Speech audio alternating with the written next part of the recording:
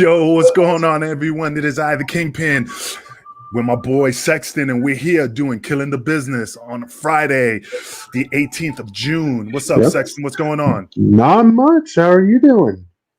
Dude, I'm having a great old time, man. Oh, same here. Oh, Jesus Christ.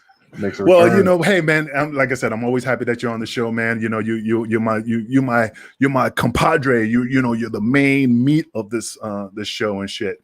But hey, man, before we get going, I want to shout out, to our sponsors, man. Definitely, we got to get a shout out to Sleef. If you hit put promo code MWA POD, you get some percentages off on the sleeves, the boxes, those dirty boxes. I got a couple. The headbands, that's definitely awesome. Definitely check them out, man. You're definitely not going to regret it. It's definitely a good athletic wear. And also, man, if you want to get your health on, man, try Health Vape. Same promo code MWA POD. If you want to restore, you want a vitality, you want energy, you want to boost yourself, man, this is the way to go, man. If you want to quit vaping, but also want to continue it, but live a healthy lifestyle, healthvape.com, man, definitely check them out. That is the best product on the planet, But anyway, what's going on, man? How's your week been going? It's been going good, slow and steady, but how about yours? Man, I'm still alive, breathing strong, man. I'm pretty excited. Today, we have a special guest, one of the guys I know for a long, long time. He knows me from the beginning. It's funny how, we all get back together, get the band together, and he's a great asset. He's in radio, and he's a great guy. I hate putting him over because, I'm the Kingpin. I'm supposed to be a rugged individual. I'm not supposed to shit on everybody, but I can't crap on this individual because he's too nice and one hell of a great guy. And ladies and gentlemen, let me introduce Mike Tobin. Angel. What's up, brother? What's up, guys? What's going on? I was a little afraid. I was afraid you were going to bury me before I got on, but thank you. If I really wanted to bury you, man, I would have told the fans out there, he was going to be my co-host as well. But he said, brother, I don't, I'm high quality, top of the line talent. I don't deal with bottom rung tier. You know what I'm saying? I'm just too scared, man, with the way you guys are shooting on here. That's what it is. No, dude, thank you so much for having me on, bro. That's an absolute honor. Sexton, thanks you too. Thank you, Pierce. You're welcome. And for me, I just want to, if you'll indulge me for 1 sec, tell a quick story. So 21 years ago, my partner Danny Drake and I were coming up in New York City trying to work our way into the Indies, trying to get started. And, we had the opportunity to wrestle in the Elks Lodge. And the first name guys that I ever had the honor of stepping in the ring with, and on a personal note, it was the day after my dad's funeral 21 years ago, Angel and DeVito, the Baldies, man, in the Elks Lodge. And you guys, no ego, took care of us. We went out there. We had a fun match. You put my partner through a table full of Christmas balls, and they were shooting legit Christmas balls. And, dude, I've always appreciated it. And the fact that I want to say how all of you guys that were still on TV at that time, you were still in ECW, you're still working, always took the time to help us, to help the younger guys. You worked with us. You taught us the right way to do things. And it was always a pleasure and an honor being in a locker room with you guys. So thank you for having me. I mean that. Oh no, Mike, man, it's a pleasure you having me on the show. It's a pleasure meeting you back then. And, I'm not going to lie, man, even though I was in ECW, we just had this conversation a little bit ago. The same people you meet on the way up is the same people you meet on the way down. So I always treated everybody with respect. There's some people I had heat with, but that's just normal business. But I always try to make friends, and because you never know, like I said, I could have felt rock bottom and everybody said he deserves it. So I always treated the people with the utmost respect, and you were one of them, man. And you don't need respect. Look at you. Look at that suit, man. What is that, velvet? Dude, listen, what is that, velvet? No, man. That's beautiful. This is beautiful. Hey, but you know what? That line makes me think of all those good times we had on Queens Boulevard, man. In the Elks, there was no place like it. And again, you, DeVito, Guido, all of you guys, man, would always hook us up, take care of us, go out there, work matches with us, and that's how we learned. So that New York City indie scene in the early 2000s was the greatest classroom in the world, man. Oh, man, awesome, man. I mean, you was telling me that the Elks Lodge is now a church, man. It's all painted white. I mean, they don't even let that. You tell Sexton the story, man. You said you didn't even let you walk through the front door because you had so much heat. Yeah, so can you explain why? Like 4 or 5 years ago, I went back. My brother Lalo, I don't know if you ever heard of Lalo the Don from Brooklyn. Yeah. I started with him in the boxing ring on Myrtle Avenue in 1995, my partner and I.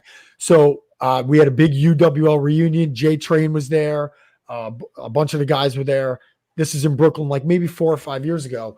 So I come in, I fly into JFK. I'm going, man, I'm going to Brooklyn. Let me stop by the Elks. I haven't seen it since Goodman's last show in 2003. I walk up, I park on Queens Boulevard. I walk in, like, here's me, like this suit jacket. I'm from Florida now, whatever. Like just some civilian coming off the street. I'm like, yeah, how you doing? Can I get a tour of your church here? I used to perform here. They were like, nope. Hit the bricks, brother. You know what I'm saying? Man. Like, That's funny. Did he have past the front door? Did he have the accent like the Asian dude in Rush Hour? You were like Chris Tucker, and he's like, I ain't no punk bitch. No, they just looked shocked that I wanted to come in. Like I was like, I spent a lot of time. That building's been there for 100 years, right? Couldn't even get a tour, Angel. Couldn't even walk through the front door. If those walls can talk, I mean, like I said, I mean, like you said, behind the curtains, man, it's difficult to change, but that building has so much history from whatever, all the wrestlings, from LIWF to ECW to other organizations. I mean, like I said, it was a pleasure being in that building. I miss it. I mean, I don't miss climbing up that ring up the stairs, but I mean, it was a pleasure. I mean, now I forgot the title. The Madhouse of Extreme. Extreme. Thank you. The Madhouse of Extreme. Too many share shots. But and yeah. Let me ask you this. What would those walls say about you and DeVito putting Steve and Danny through them in the upper level at time? You put them literally through the wall. You guys almost went down the elevator shaft, from what I remember. Yeah. Oh yeah, dude, that was scary, man. What if that would have happened? That would have been the biggest angle right there, man. Dying right there at the show. Dude, you could show up. Yep. No, go ahead. You was gonna say? I was gonna say you could show up to the Elks Lodge on a Friday night for a USA Pro show or anything like that at 9:00 and still get 3 hours in and a 45-minute main event. Like it didn't matter what time you showed up, you were gonna go there and have a good time. Absolutely. And Glenn, man, I mean, I know you're the man of the hour, the tower of power, man. You have all the knowledge, and you wanted to give some of these luscious topics, what's happening on the wrestling scene. So let's kick it off right now. All right. First one up, we have another person retiring. ACH actually retires again from professional wrestling. What was the reason he first retired? Was it because of the blackface T-shirt that he was upset with that believe that was it. I honestly forgot he was in WWE and NXT for a short little cup of coffee. I was like, holy hell. Okay. Yeah, he was in NXT. I forgot his wrestling gimmick name. Do you remember his wrestling gimmick name in WWE? Not off here. You know what? I got to look it up. I do remember him, and I remember when that happened, but it's just, you guys were talking about this last week. What's that, Glenn? It was Jordan Miles. Okay.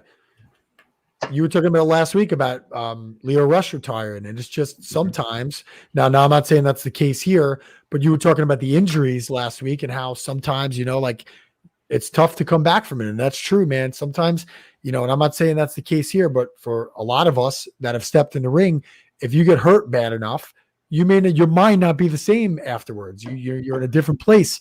And if you're more worried about getting hurt than having a good match, that's what, that's when it's time to go. I've been there, Yo, but let me ask you a quick question, Mike. I mean, I understand that's what you're saying right now, like now. Yeah. Right now. But let's talk about how we were back then. 21 years ago, what would our mindset be? You think we would have been like, yo, my shoulder hurts, I got to retire? No, I don't think retirement was ever on our vocabulary. No, tape it up, get to the next town. Man, put vinegar on it and keep pushing forward, man. That's it, Oh, I see stars. It's all right. We can finish the match. Do what you got to do. And again, I don't knock these guys today because I hate sounding like an old bitter seasoned veteran. But it was, and that's funny. Johnny says the same thing about us, because he's from a different era. It's just that we never back down from injuries, man. If we got hurt, just wrap tape around it and just look at Sabu. That dude wrapped tape around everything, and that guy was butchered himself. But it was a different era, man. You said it.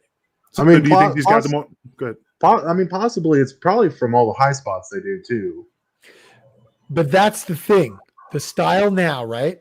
It's way different. Yeah. When I watch it, it's like I'm shrieking half the time just because of seeing so many dives and seeing so many things. Like, Angel, tell me if I'm wrong, but in our day, you built up to that a little more, right? It wasn't happening immediately. If it happened, it was a big deal. I think about the stuff that Xavier, may God rest him, like one of the greatest of all time. Xavier physically was doing things 20 years ago that nobody had ever seen before. I had never seen a springboard 450 through a table to the floor. Like now these guys are doing that kind of stuff every night. It's tough. Oh yeah. Yeah, man. Xavier was a hell of a talent, man. I'm still shocked to this day that, what happened to him in regards to, it's just weird. It's just because the guy was healthy, he was fit. Yeah, man. you know, it's just I don't know. It still shocks What's me. good, man? It does. It does. What's up, Hickey? You know, I got to throw up these names. Look at that, bro. The dead presidents. What's up, my brother? Fuck. Man up tour. That's Anyway. cool. Beautiful suit. Look, I'm telling you, man, they're loving that suit, man. He gives you $45. Jacket. $45. Is that from the is that from the Men's Warehouse? No, this is a Banana Republic jacket with the 1998 Caged Madness shirt. Like, I'm the biggest Macho Man mark in the world, as you can see behind me. But Lowrider, what's up, my brother? That's my brother right there. We had a lot of good times on the road, all of us, man, and in the locker room, and just, that's really what it's all about when it comes down to. We can have this conversation 20 years later, and you're right, Angel. It's a different era. Things are different now. If you were doing those crazy moves every night, the shelf life is not going to be as long as it was. You know, it was funny. Yeah, you're right. It's just funny how back in the days, how things were different, meaning like you built up to it, man. Like this is what I'm gonna do right almost at the end, man. Just to get that pop, man. Just you build, giving them an appetizer, giving them a sample of this, until they build up that hunger. Like what's next? It's just like it's funny. I'd be telling guys like, yeah, knock yourself out, man. You want to do all that crazy high spots, knock yourself out. But I'm not doing it. I save it for the end, But like I said, ACH, man, retiring, man. But what was his reason? Did he say? He didn't have a reason. He just said he was done. I was actually looking it up. He said, "Thank you for all the support. I love you. No need for dramatic emotional wordplay. As of today, I will officially step away from professional wrestling." That bitch ain't retiring. Because everybody says that. Yeah. Hell, he came back.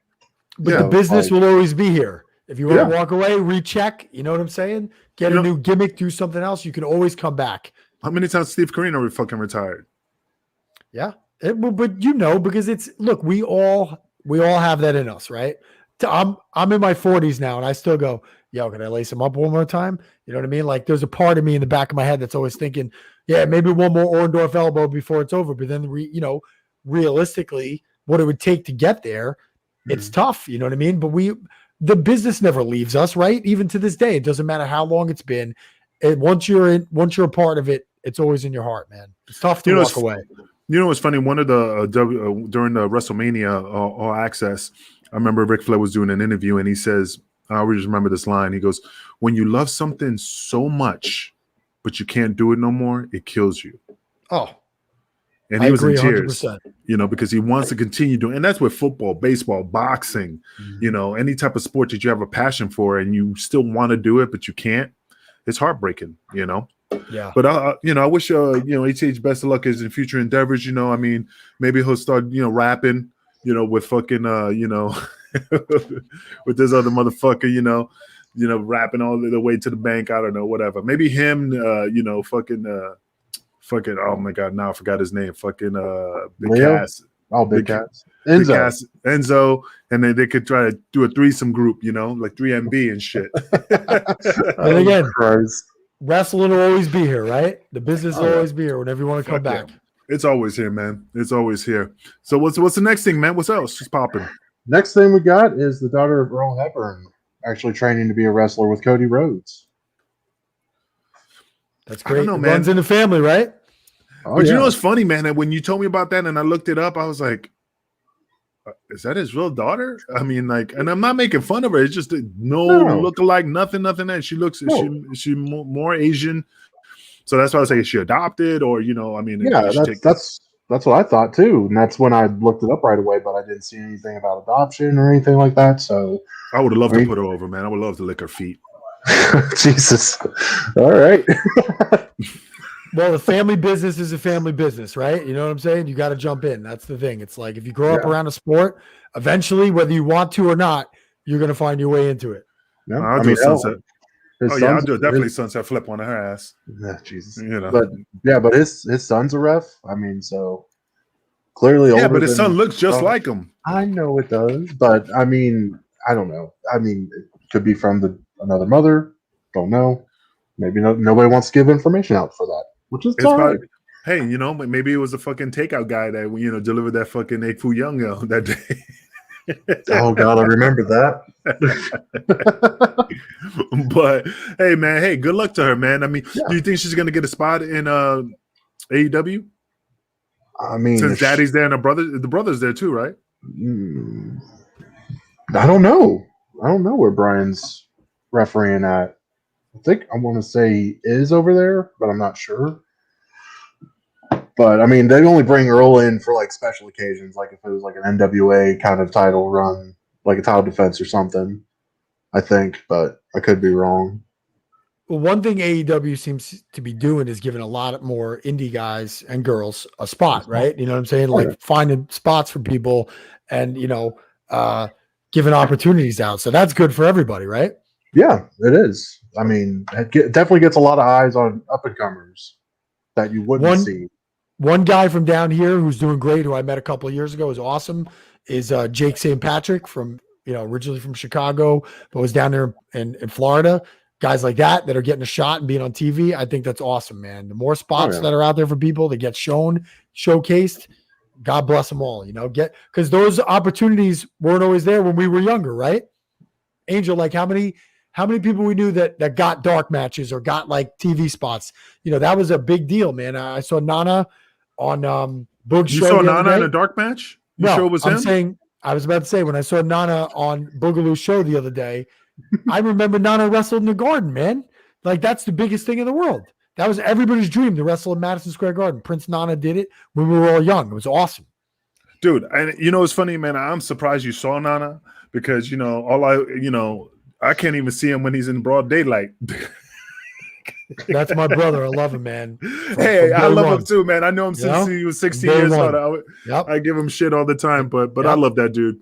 He knows I always make fun of him because he's darkness. Looks like leather. It's definitely cool to see people nowadays getting opportunities on TV, and plus with the internet, and you're getting your faces out there more. Oh yeah, definitely. This is definitely a new age for wrestling, I'd have to say. But it's good. I like it. Of course. And the cool thing is you can go out with your cell phone and get yourself over and cut promos and do what you got to do and build a character now. Yeah. And get booked like that. So everybody's career is in their own hands, right? Oh, definitely. Yeah, I mean, back in the days, it was a totally different time when, technically your career was in the promoter's hands and all that stuff. But now you can make your own. You can make your own.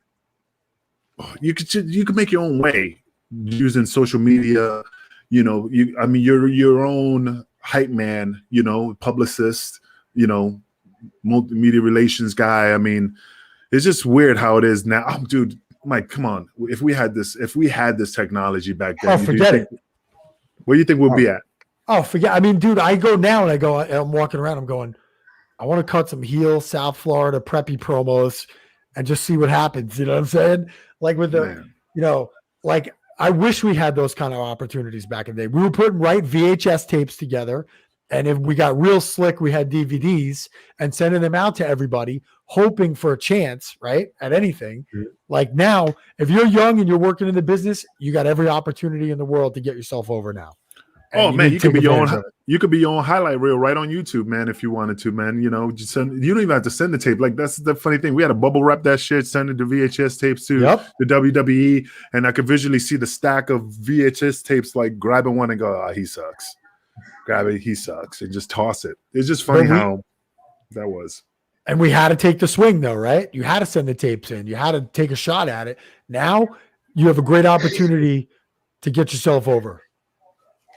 Oh, man, he says I could definitely be in porn. That's awesome. I am hung like a horse, and stuff like that. Social media helps in these to promote. Yeah, you're right, Pierce, man. It's a different world, man. Like I said, I wish we had it back then, because like I said, it would definitely help us market ourselves way better than it was back then. But thank you very much. Thank you very much. Is that your press agent? I don't know. It is now. It's like your hype man. But anyway, but Glenn, what else is popping off, man? All right. Well, AEW making some big noise, officially making their debut in New York for Dynamite coming up soon. You was talking about that, Mike, in regards to, like you said, the Arthur Ashe Arena. I think that is huge, massive. You know what I'm saying? Like, why you say that? Because it's a historic venue, one of the most historic venues in the world, Arthur Ashe Stadium, where the U.S. Open is every year. In Flushing, where everybody can get in on the 7, on the whatever like there's no excuse for that place not to pack to capacity, and it will. You know what I mean? I just think coming into New York through Queens is a great idea. Well, as long as it doesn't rain. Yeah, but no, I think it might have a roof on it because it does. Oh yeah, bro, it's a major venue. It's a smart idea. Instead of trying to book the Garden or Barclays or anything like that, you're going to get a passionate crowd there. I think it's awesome. Yeah, I mean, I lived in Queens. I lived in Long Island City, and I used to ride by there going to Flushing. I just always seen it in the summer without a roof without a top. That's why I was like, it has a top, because I just never really seen. I could be wrong. But, I mean, hell, they could probably have a roof made for it. Yeah, but as long as the ring is covered, that's all that counts, right? Everybody else can wear ponchos.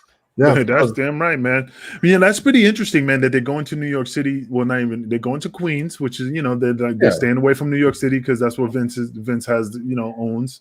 But I mean, it's pretty exciting that what do you think the house is going to be like? Saxon, what do you think? I have no clue. I think it's cool that they're actually going into Queens. I mean, hell, try and make a name for themselves, especially for a place that's well known for WWE. Now, I think it's going to pack up. I think it would have been suicide if they tried Garden. What's the capacity on that fucking place? I don't know. I'm going to say 20,000, maybe. I could be wrong, but I mean that's a major venue. You know what I mean? Like for tennis, it's the Madison Square Garden of tennis. So, but I don't know how the protocol is. They still have to separate everybody now. I think they're going to sell it out. No, I agree. They want to make a splash. We could take a bet on that, maybe. I mean, plus the seating is going to be a whole lot different. It's not like your typical arena. It's way different since it's like a tennis court kind of place. Oh yeah, man, I agree, man. Like Queens is the best place. I mean, but I'm surprised you didn't rent out fucking Shea Stadium, which is right across the street.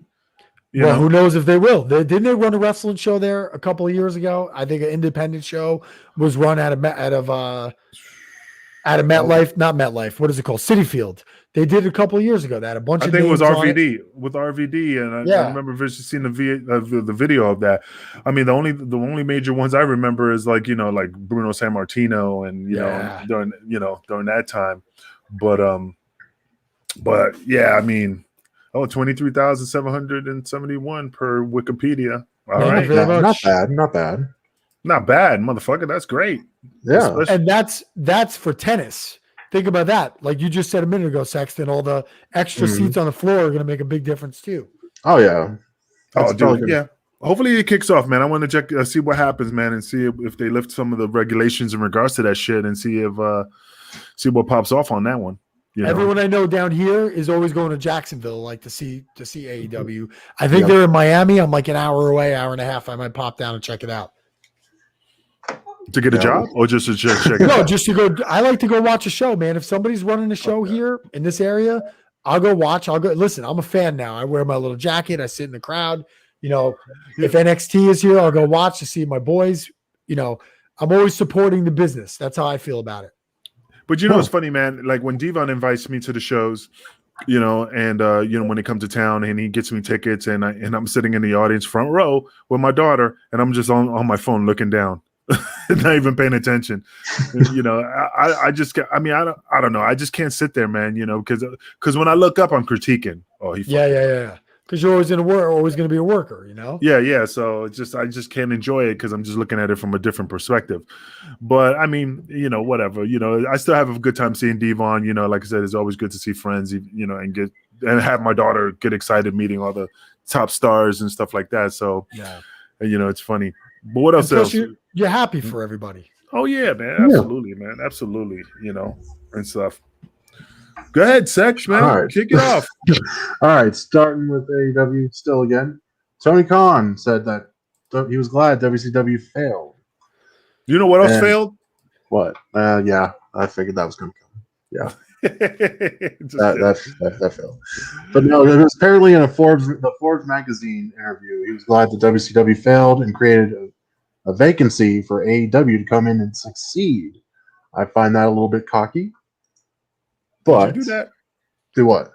Let's put up the picture. I didn't touch it. I didn't touch it.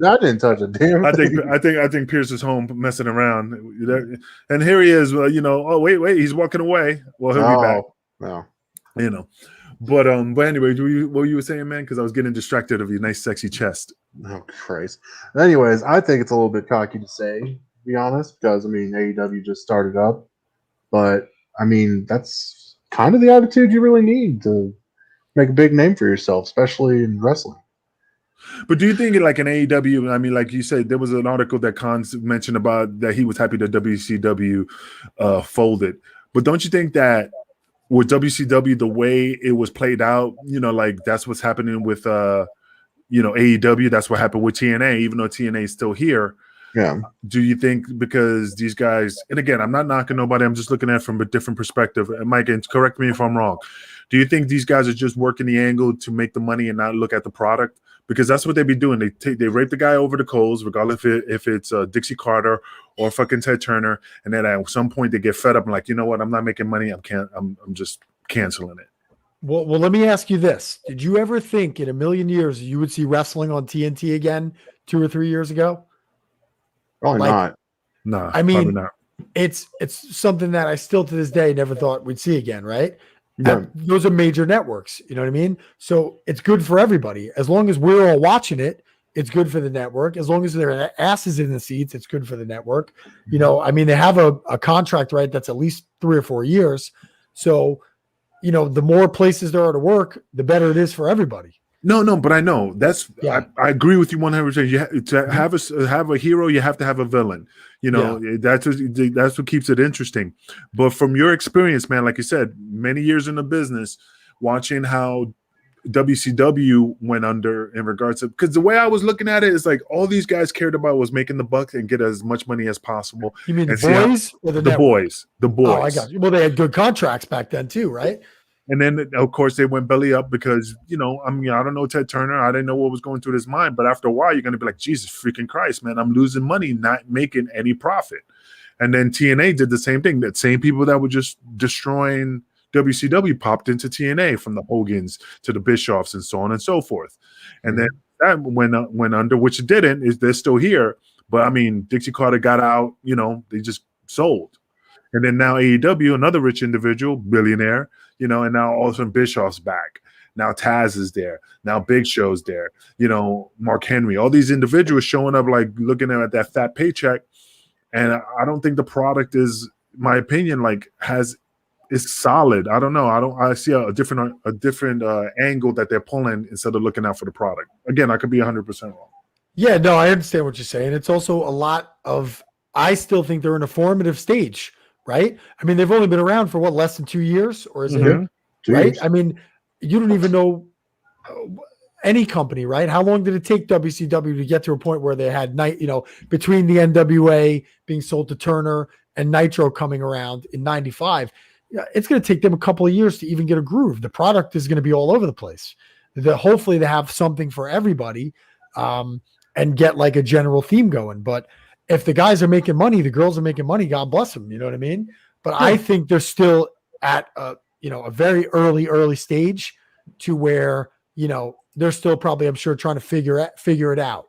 What to put out there. Yeah. And Hickey's saying the same thing. It's just a rotation. It's just a visual.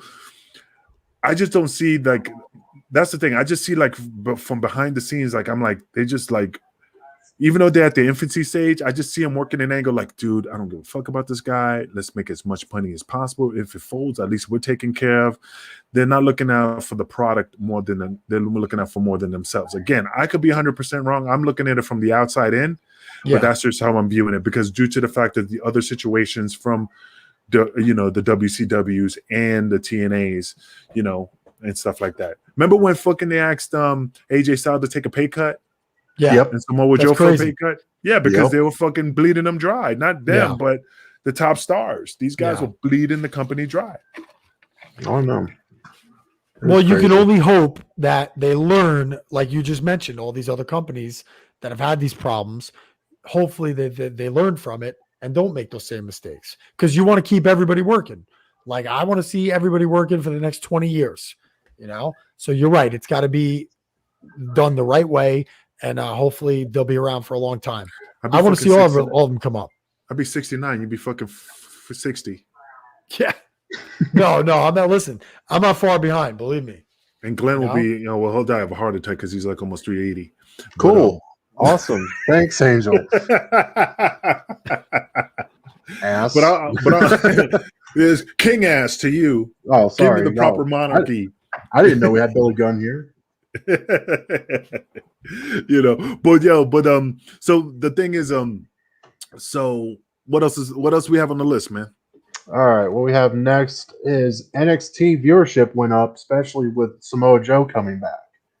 Yeah, man. I mean, that's kind of weird that they let him. That's the funny thing. They let him go and they bring him back, which is great for Samoa Joe. I mean, like I said, I make fun of him, but the guy is a hell of a guy, hell of a talent. But do you think the people that they're bringing back, I heard they're trying to bring back Aleister Black. I heard they're trying to bring back, who else they were trying, some other wrestlers to come back. Do you think they should start making their own bids, like saying, hey, if I'm going to come back, you need to do this? I, honestly, especially with Aleister, yeah, because good Lord, you gave the man a new gimmick. You gave him all these vignettes. Make him come back, interfere in that Intercontinental Championship match and SmackDown, and then poof, he's gone. Like nothing ever happened. Died. Oh, Jesus. I'm not dying chasing pussy, bro. Yeah, of course. So if I was Aleister, I would definitely be like, if you want me back, you have to give me something. Kind of an incentive. If I went back, go ahead, brother. I'm just gonna say, but once you sign that contract, you can want anything you want. But when you sign that contract, you're gonna do what they tell you to do. Right. See, and that's the thing, man. Because think about it. It's like this. You have that old philosophy when you're with a new girl and you're like, baby, you never leave me. Oh, I love you. You're the best thing. I will never disown you. I'll always be there for you. And then when you break up with her or him, and then, she's like, hey, I want you back. And you're going to be like, man, it's never the same because you're going to think like she's going to pull another high spot on me. How do I know I can trust her? So that's what I'm saying. Like, I'm not saying you can sign anything on your contract, but if I was going to go back, I'd be like, look, I got to make sure my pockets are padded just to make sure, just in case they pull another high spot on me. Yeah. But the good part is, go ahead. Especially don't put the 90-day no compete clause in it just in case. Because people have options now. Yeah, they do. But I mean, good part. I mean, let's look at Neville Pack. He was out for 90 days, and he was dying to get back into the ring, and it was just killing him. And then he got back and started just making a big name for himself. But see, that's the one thing I hate about this 90-day no compete clause, especially if you're. And I know we beat this horse until it died, I mean, but it's ridiculous that you don't have any protection, but you have to follow their rules, and if you don't, you don't get the contract. And that's the thing that just gets me mad. Like, you're taking food out of this guy's mouth or girl to go out after you get released to perform, to work, to make a living, and that's ridiculous. I just don't understand why why they don't understand that, the company. Because it benefits them. You know what I'm saying? It doesn't make any sense for you to be over on TV and then go somewhere else. They're covering their ass in a contract just in case, like you said, things are great. And then when you break up, it's a different story. It's always been that way though. And I don't ever see that changing. Unless WWE sells the rumor, like I said, to NBC, to sell WWE to them, and then they become employees. That'd be a completely different story then. Absolutely. Right. Yeah, it's definitely going to be a different story because then now it's the pay. Now you're an employee. Now you're going to get benefits. You could probably have a union. I mean, that whole thing will change the whole scale of professional wrestling on its ear. Absolutely. It would. It would be a completely different world. But do you think that since WWE bought the rights of ECW, WCW, and the story, like they take the responsibilities of all the injuries, all the drug abuse and stuff like that, that if they do sell it to another company, that they have to take care of the boys from back then as well? Well, that would be nice. I know that's been talked about for years, right? Yeah. But is it realistic? I mean, wishful thinking. Yeah. Absolutely. Absolutely. Because there's a lot of people that are, anytime I talk about wrestling with somebody, and Angel, you would know this too, just someone off the street who doesn't understand what it is. And when they say the word fake, and I go, listen, Too many of my friends wake up in pain every day for you to say the word fake in front of me. Like, you know, you don't understand that every night, every person, every guy, every girl who steps in that ring is putting their life, their opponent's life in their hands. Their life could be over in a split second to entertain you and entertain your family, right? Of course, they should be taken care of for that. And hopefully one day that would be the case where, you know, people would appreciate the physical sacrifices that everybody who's worked in the business has made, because I know they're feeling it every day, right? I'm feeling it every day, man. It's funny. I move okay in the day, you know, like now, and I'm okay. But as soon as I go to sleep and I wake up to go to I'm like, holy crap! I'm like walking slow and my joints are stiff. Do you have any injuries, Mike? Yeah, well, so we can go through the quick laundry list. Okay, Jackie Chan, give me that list. Let's get that chart. Right before me and my partner Drake wrestled Boogaloo and Damian Dragon for the USA Pro Tag titles. My partner Danny Drake in the Boogie. No, I'm talking about the other two guys. Oh, Boogaloo and Damian. Oh yeah, I never heard of them. Never. You just you got no background with them at all. I had shoulder surgery in early 2000, like January, at a joint separation. They shaved the end of my collarbone off. I was like 23 then. I was back in the ring in like 5 or 6 weeks. Damn. The next big thing, you know, got my bell rung a couple times in the years between. But in 2008, I was in Delaware in a battle royal. You're going to crack up on this one. In ECWA, I already lived down here, had my match already that night. We came back out for a battle royal. And it's the little things, Angel, the little things. Just taking a bump over the top rope. I missed it. Literally snapped my arm in half. Above the elbow. Maybe one of these days I'll send Piers the picture so he could show a different picture of that x-ray. Yo, I walked into the ER in Christiana in Delaware in my bow tie trunks with my arm in half. You know what I'm saying? They said it. I flew home to Florida the next day. I was back in the ring in ECWA. That was in May. I was back in the ring in November, dropping an Orndorff elbow at the top of the cage by November. Came back from that. That's a pro. But you do what you got to do, right? But then my last injury was not long after that. I got called back to be in the 2009 Super 8. And for anybody who knows, you know what an honor that is. You know what I'm saying? And Jim Kettner called me to be in the Super 8. And he was so old school. I had no idea who the other guys were going to be in it. Me and Nana were in it together. We stood shoulder to shoulder in front of that trophy. My opponent that night was Tommaso Ciampa, who's one of the best talents in the world. Yeah. And long story short, I was always a heel in Delaware until I moved to Florida. And when they announced me for the Super 8, all of a sudden I'm a babyface. So I come out. It was probably, again, I trained the hardest I ever trained. I took it seriously. In the middle of my comeback, I tried a springboard leg drop, which in the Elks I could do with my eyes closed. But this is years later. I would always land right on my ass, take a big ass bump, never hurt anybody with it. I put my right hand out. As soon as I landed, I knew my wrist was shattered. We finished the match. That was a distal radius fracture. I still have holes. You see that dent right there?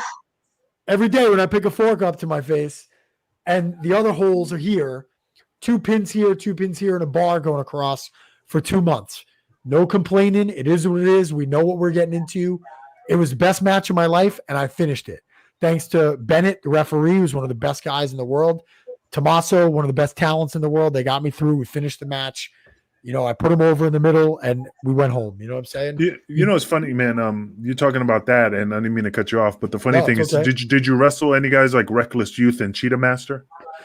I never wrestled Reckless Youth, but I will tell you this, and Mega, my brother, will definitely confirm this for me. We were driving to Delaware one day because my era of ECWA was a little different, and Mega told me, "Yo, you're about to see Hulk Hogan tonight." I was like, "What are you talking about?" He goes, "Yo, Cheetah Master's on the show tonight." He goes, "You're about to see Angel, when I tell you, is the loudest friggin' pop I ever heard in my life. Cheetah Master is the most over guy I've ever seen in my entire life." Yeah. Like it was Hulk Hogan coming back, bro. It was nuts. And a great guy, too. I got clotheslined out of my boots by him once because he gave you a good one. But yeah, I mean, I took a bump from Cheetah Master, and the noise when he came out, when Welcome to the Jungle hit, nobody was more over than Cheetah Master, bro. But the funny thing is, if I remember correctly, man, and it's been a long time, I remember reading it in Wrestling Illustrated. He broke something that was career threatening, right? His ankle, his thigh, or like he retired because of a serious injury of his leg, if I remember. Yeah, I think Jackson, so. look that up, before please. I met him. You know. Yeah, man, but, one of the best talents, bro. Like, I never worked him, man. I heard good stories about it. Same thing with Reckless Youth. I never wrestled Reckless Youth. I mean, I used to see him in the magazines. We never crossed paths. Yeah. But I heard he was an awesome worker. Now he's an insurance agent or something like that. We all got to do something, right? We all got to do a shoot job. And then me and Danny Moff, I've heard you've heard me say this before. A couple of years ago, me and Danny Moff said, we're all in the worker protection program. We're like Henry Hill. We're stashed all over the place. All over the country. All the old school Northeast indie guys are like, we're stashed somewhere, you know? We all have to do something. Oh, hey, man, that's great. It's just funny. Yeah, everybody's everywhere, spread around the country and stuff. But, I mean, like I said, I never wrestled, I never wrestled for that organization. I never was in the Super 8. I think Super 8 was just for, like, lightweights, wasn't it? Well, sort of. I mean, but it's got a great history. For me, like, I retired on it. I got hurt in that match. I went out on my back. Angel, that was a good way to go, bro. You know what I'm saying? Putting a guy over right in the middle. I said, you know what? That's a good way to go out. Damian Dragon won the Super 8 title, right? He did a couple of years afterwards. And that's when it went downhill after that. I understand. He put his boots down in front of the trophy and walked off into the sunset. How many of us get that? To walk off the way you want to, right? It doesn't happen because you always want to come back. That's true. I mean, I remember seeing that, but like I said, I'm happy he won the Super 8, but I give him shit, But, of course he's going to be talented. I taught him. So. Yeah, I was going to say, all you Gleason's guys, man, you know what I'm saying? Like, stick together, right? Oh, yeah, we're family. That's why we rag on each other. That's why I always joke about Nana, because he's a hell of a talent. Even though he doesn't call me, he's a superstar. Every time I call him, I get voicemail. But, it is what it is. Good. Oh, I'm sorry. I was going to say one of my favorite Nana stories is the last show in the Elks Lodge, 2003, when they really sold it. The place was packed. Not, like when you guys were there. And my last match in the Elks Lodge was against Nana. And I come out with my boy Tony Lowe and the crowd's going crazy, that whatever. Nana comes out and cuts the best heel promo I've ever heard. He rips on everyone. He always called it the Queen's Lodge. He said, I still think that the Queen's Lodge is known for fat slobs like you sitting in the balcony. He goes over to some dad. And then there's this Michael Jackson guy in the crowd painted like Michael Jackson. Yeah. The atmosphere was hysterical, man. Nana was always the best, especially if you handed him the mic, it was over. It was great. Oh, man. Yeah. Nana's a hell of a talent. I won't say that in his face because then his head gets bigger and then it'll just look like a giant chocolate chip cookie. But, He's the best, man. I love him. No, that's great, man. Every time I was with him, man, he goes, Angel, man. And people just say, Angel, man. Every time you come into the building, you cast a big shadow in this industry. I said, shadow? I turn around. That's fucking Nana. Yeah. No, but I love him. You guys go back that far. You could, Dude, all you I know guys Nana. were always cool to us, man. I know Nana when he was in high school. He and again, no big deal. I mean, it's part of the business. He used to come to Gleason's and do photography for his school. And I still have the original picture of my first gimmick that he took my photos. So, and of course, just like anything, you started from the bottom and you worked your way up to the top. And now he's a major star. But, but a lot of people, like, there's certain people who don't, like, appreciate where they came from. Like, certain individual, don't ever tell nobody I worked at this place. Don't ever tell anybody I used to get you coffee, like Gabe Sapolsky, when he got mad at Just Incredible because he just go, yeah, he was a good kid. You used to give me coffee when I used to work in ECW. Oh, don't ever tell nobody I got you coffee, man. That's disrespectful. But it's true.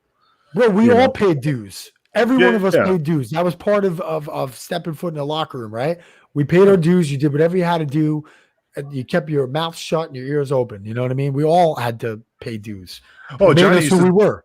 Johnny used to talk about Paul Heyman. He goes, that motherfucker used to come into the locker room because he used to fucking take pictures and fucking get us ice cream and stuff. Right? And he used to say that about Vince. He said Vince used to come in and fucking get us fucking sandwiches and shit, when he first started. Yeah, but this business is not that big. Everybody knows everybody, and we all run into each other one way or another on the way up or the way down. So it's never good to forget where you came from. You're right. You should never forget where you came from. Oh, because we're all going to be there again. Oh yeah, man. We're all going to be in the wrestling retirement home, and and just we're going to be at that, right at the level that we're at. Absolutely. Did you figure that out? Did you know what happened to Cheetah Master section? You're taking forever. I couldn't find anything. Okay, next topic. This guy, Sorry, you guys were talking. Listen, we're having fun, man. Trying to look it up. I couldn't find anything. Find you a deal on a cheetah mask. That'll help. Well, he never wore a mask. Oh, well, he didn't have to wear a mask. He was a blonde. He was like a real muscular, blonde hair, blue eye American boy. He was a hell of a gimmick. I mean, like I said, I remember seeing it all the time, but I never wrestled him. Wow. All right. But all right. Next topic. It's Maria Kanellis thinks WWE should hold exit interviews after releasing talent. Well, don't they have to be employees to have exit interviews? True. Yeah, true. Maybe if the NBC deal goes through, they'll implement that. But she's probably doing that. She's probably doing that because of the treatment that everybody got in regards to the fucking their fucking stuff in the fucking plastic bag. Absolutely. Was your experience in WWE pleasant? Mm-hmm. Do you have any complaints? Get the fuck out of here. Maria Kanellis. I mean, I'm not making fun of her, but come on, girl. You know the business. You've been in it for a very long time. You know how it is. Right. They ain't gonna have no fucking exit interview. They'll exit you out the door. It's definitely, like I said, if that if things change and it became a corporate structure like that, maybe that would be a different story one day. But again, technically, everybody's a 1099, right? Oh yeah, absolutely, man. 1099. How is it that I could fucking find out about Cheetah Master? I'm looking it up here, and you're like Cheetah Master. I'm sorry, I thought you guys said mask. My bad. No, Cheetah Master was one of the, like I said, the most over guy I ever saw, and then he came back and did a heel turn, maybe like 2006 or 7, and was great then too. He was a legend in Delaware, man. Yeah, no, I got you. Well, it shows here that man, he's 50. I didn't think he was that old.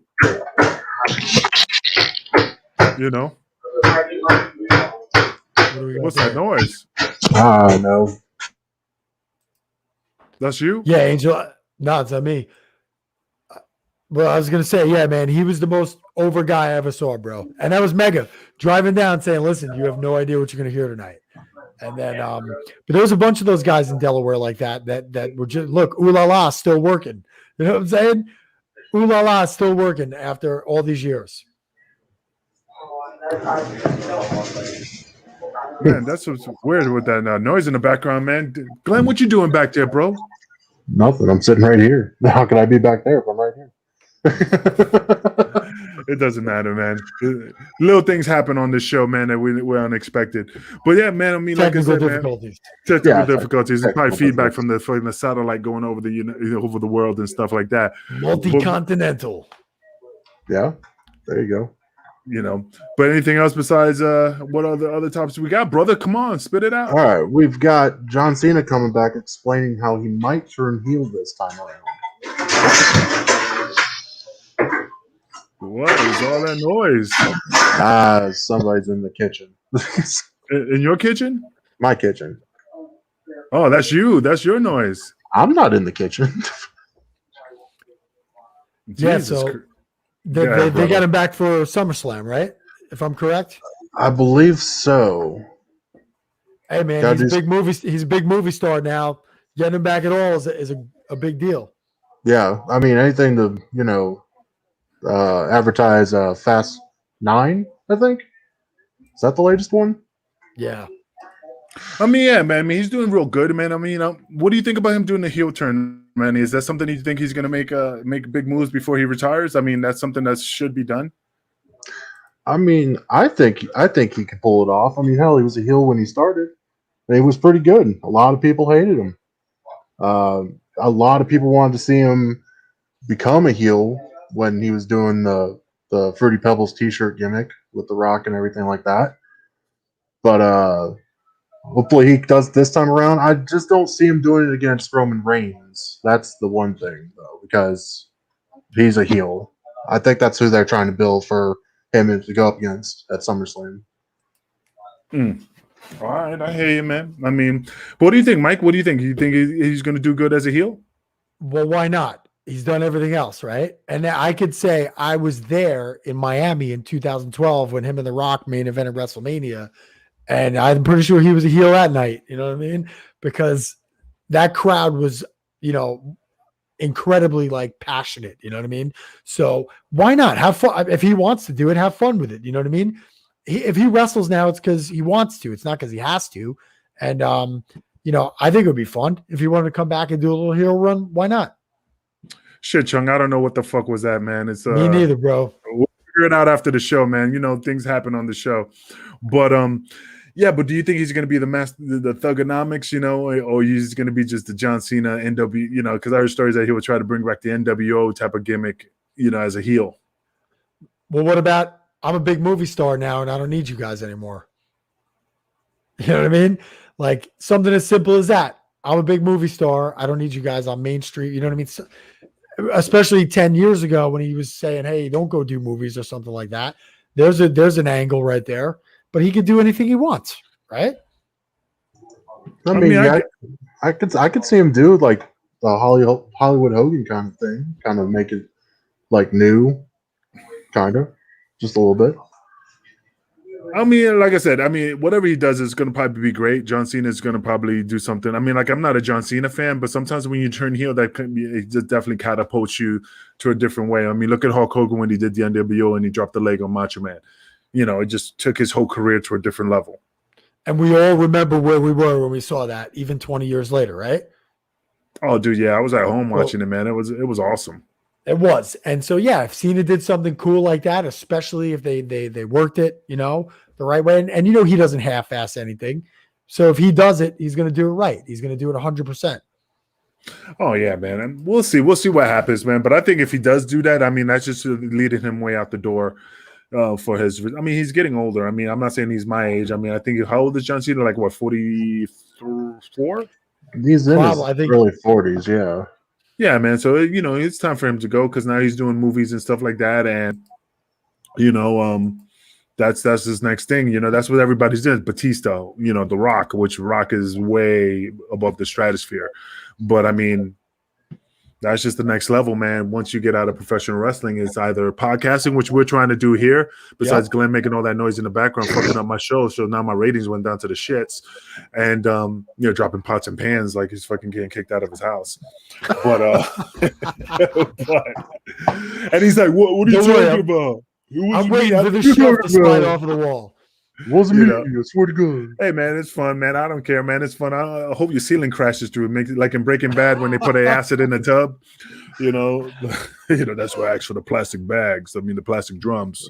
Plastic drum, Jesse. Yeah, man. What else? Besides, now that you're not wrestling, I know you're in radio and you have a great voice and stuff like that. But what other ventures are you doing besides? Like I said, you do want to lace up the boots. Everybody does.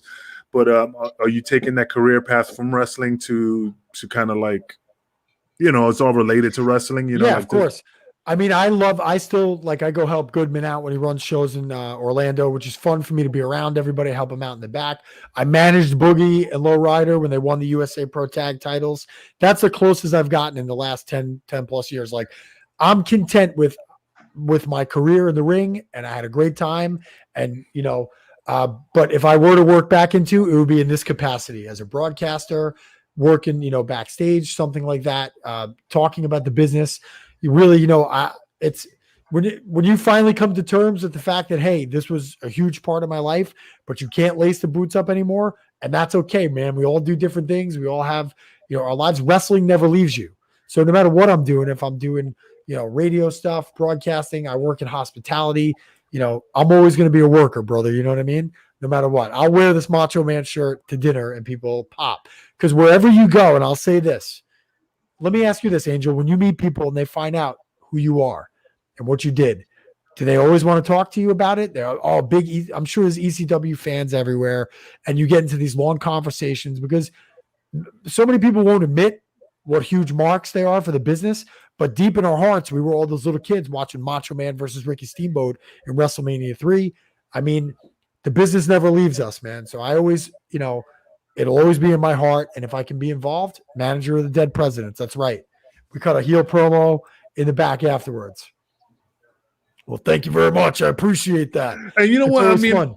Mike, I'm being honest. So I mean, I could see you do commentary. I could see you do not ring announcing, but I could see you do commentary because you have the voice. You definitely have the personality.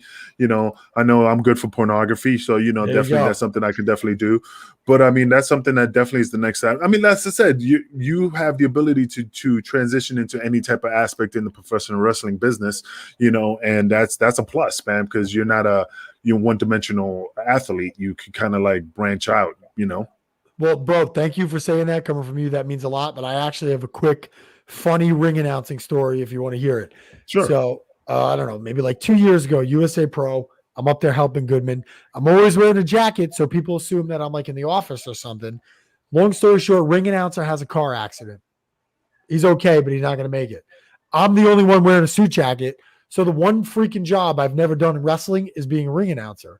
And I love Steven DeAngelis and Rich Palladino and guys like Larry Legend, and I have a totally new appreciation for what they did because Angel, when I tell you, Goodman shows are not 3 matches and out.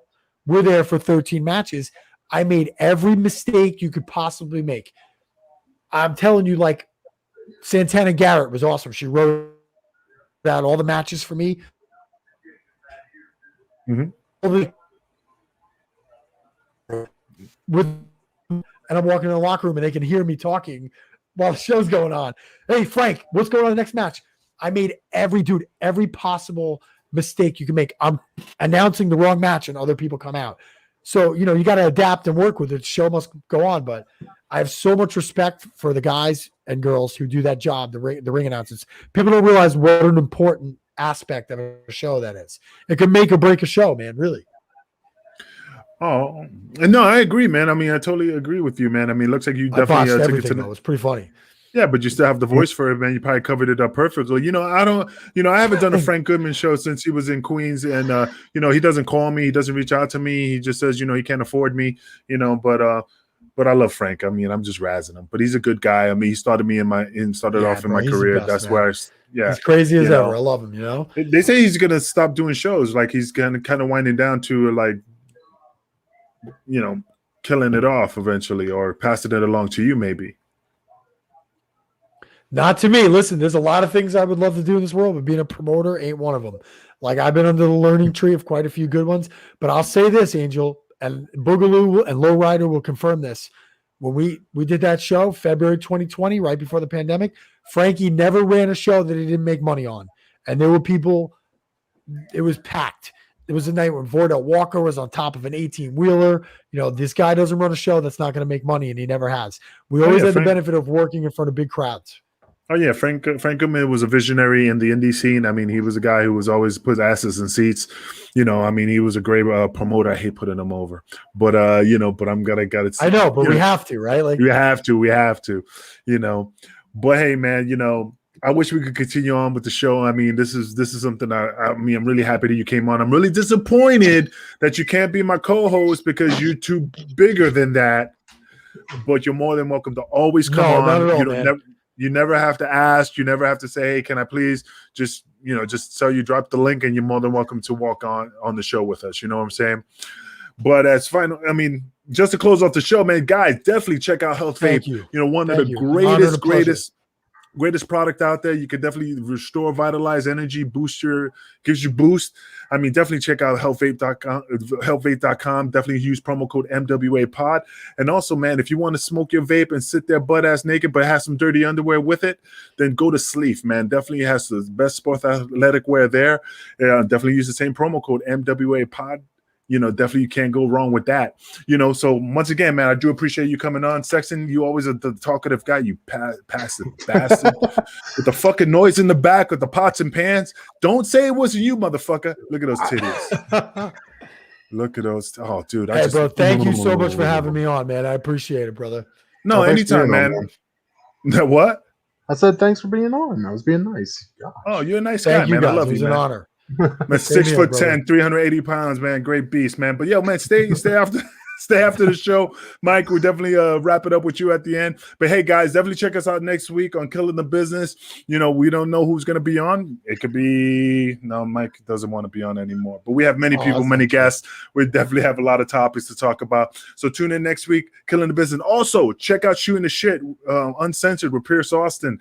Even though he's not here, you know, that's why I don't put him over, you know. But now that he's not here, definitely watch the show. It's a great show. He has Molly Holly. He has me on there, you know, as guests.